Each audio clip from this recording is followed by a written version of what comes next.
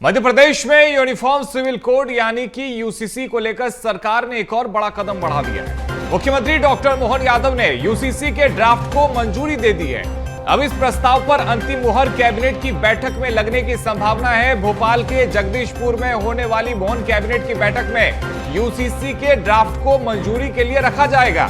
बैठक में इस प्रस्ताव पर विस्तार से चर्चा होगी और इसके बाद इसे आगे की प्रक्रिया के लिए मंजूरी दी जा सकती है। इस बैठक की एक खास बात यह भी रहेगी कि सभी मंत्री कुशाभाऊ ठाकरे कन्वेंशन हॉल से एक साथ ई बस के जरिए जगदीशपुर के लिए रवाना होंगे। पूरी कैबिनेट एक ही ई बस में यात्रा करेगी, यानी कि सीधे तौर पे फ्यूल बचाने का संदेश दिया जा रहा है और सरकार की ओर से यूसीसी को प्रदेश में लागू करने की दिशा में यह एक महत्वपूर्ण कदम माना जा रहा है। तो मध्य प्रदेश में यूनिफॉर्म सिविल कोड यानी यूसीसी को लेकर मुख्यमंत्री डॉक्टर मोहन यादव ने बड़ा ऐलान किया है। मुख्यमंत्री ने कहा है कि प्रदेश में समान नागरिक संहिता लागू करने की दिशा में सरकार आगे बढ़ रही है और आगामी मॉनसून सत्र में विधानसभा में यूसीसी विधेयक पेश किया जाएगा। कटनी में आयोजित कार्यक्रम के दौरान मुख्यमंत्री डॉक्टर मोहन यादव ने कहा है कि सभी नागरिकों के लिए एक समान कानून होना चाहिए। उन्होंने कहा है कि हिंदू और मुस्लिम समाज के लिए अलग अलग कानून क्यों हो, सभी के लिए एक ही व्यवस्था लागू होनी चाहिए।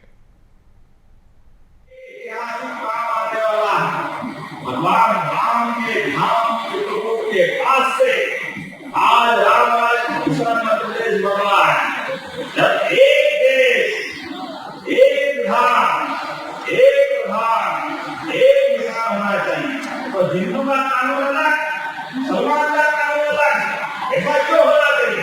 सबका एक कानून होना चाहिए कि नहीं होना चाहिए? होना चाहिए कि नहीं होना चाहिए?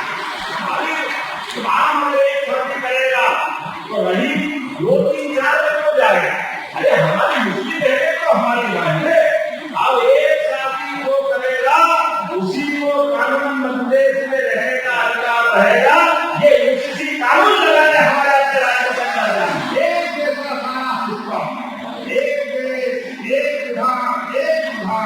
तो अलग अलग कानून को होना चाहिए। इसलिए उत्तराधिकार के लिए और कोई कहे कि तलाक तलाक तलाक तो उठा के जेल में रख देंगे, घेरा जाना तलाक का एक ही शादी करने का अधिकार है। ये कानून से हमारे सरकार में लाने वाला सरकार के माध्यम से जब हम जनता के लिए जा रहे हैं तो ये भेदभाव क्यों होना चाहिए? इस देश के अंदर हम सब भारत माँ के भेदभाव का कहाँ सवाल वो भारत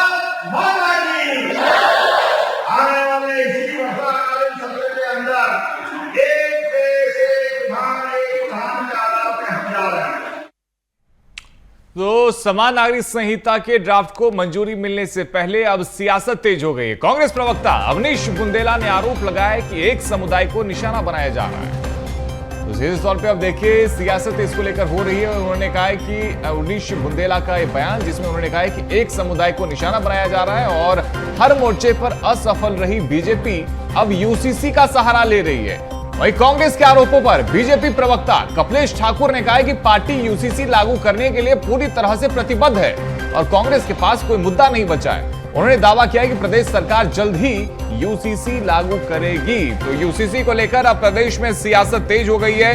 कांग्रेस और बीजेपी दोनों ही अपने अपने दावे कर रही है और अब यूसीसी को लेकर के दोनों ही दल आमने सामने हैं। और देखिए अब किस तरह से यूसीसी को लेकर प्रदेश में सियासत तेज हो गई है। क्या कुछ बीजेपी और कांग्रेस की तरफ से कहा गया है, सुनवाते हैं आपको। शुरुआत से विवादों में है क्योंकि जो हमारा भारत देश है यूसीसी यूनिफॉर्म सिविल कोड आप सिर्फ भाजपा के संज्ञान में सिर्फ एक वर्ग विशेष धर्म विशेष है मुस्लिम। बाकी आप देखें और भी तो कई सारी जनजातियां रहती हैं, आदिवासी वर्ग है, क्या वो आपके नियमों को मानता है?